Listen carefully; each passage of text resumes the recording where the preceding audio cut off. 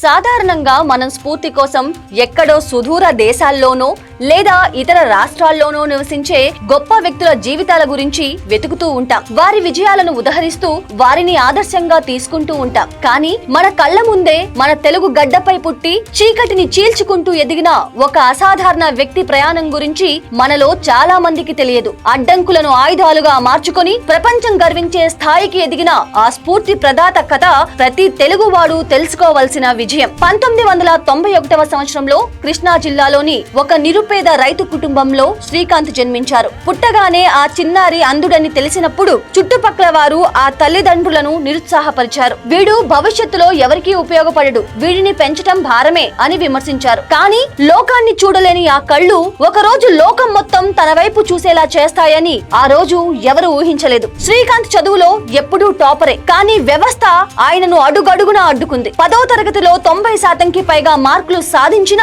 అంధుడనే నెపంతో ఆంధ్రప్రదేశ్ విద్యా మండలి ఆయనకు సైన్స్ గ్రూప్ ఇచ్చేందుకు నిరాకరించింది. అంధులు కేవలం ఆర్ట్స్ మాత్రమే చదువుకోవాలి అనే నిబంధనను ఎదిరిస్తూ శ్రీకాంత్ హైకోర్టులో పోరాడి విజయం సాధించారు. ఆ తరువాత ఇంటర్మీడియట్ సైన్స్ లో 98% మార్కులతో స్టేట్ టాపర్ గా నిలిచారు. అయినా సవాళ్లు తీరలేదు. దేశంలోని ఐఐటీలు ఆయనకు ప్రవేశం నిరాకరించాయి. ఆ అవమానాన్ని ఆయన ఆయుధంగా మార్చుకొని నేరుగా అమెరికాలోని ప్రపంచ ప్రఖ్యాత Massachusetts institute of technology MIT లో స్కాలర్షిప్ తో పాటు సాధించిన తొలి అంతర్జాతీయ అంధ విద్యార్థిగా రికార్డు సృష్టించారు. చదువు పూర్తయ్యాక అమెరికాలో వచ్చే లక్షల జీతపు ఉద్యోగాలను కాదని తనలాంటి వారికి ఉపాధి కల్పించాలనే గొప్ప ఆశయంతో శ్రీకాంత్ భారత్ కు తిరిగి వచ్చారు. 2012లో బొల్లాంట్ ఇండస్ట్రీస్ స్థాపించి పర్యావరణ హితమైన ఉత్పత్తుల తయారీని ప్రారంభించారు. శ్రీకాంత్ గొప్పతనం ఆయన సంపాదించిన కోట్లలో లేదు, ఆయన సృష్టించిన మార్పులో ఉంది. తన కంపెనీ ఉద్యోగాల్లో దాదాపు 40%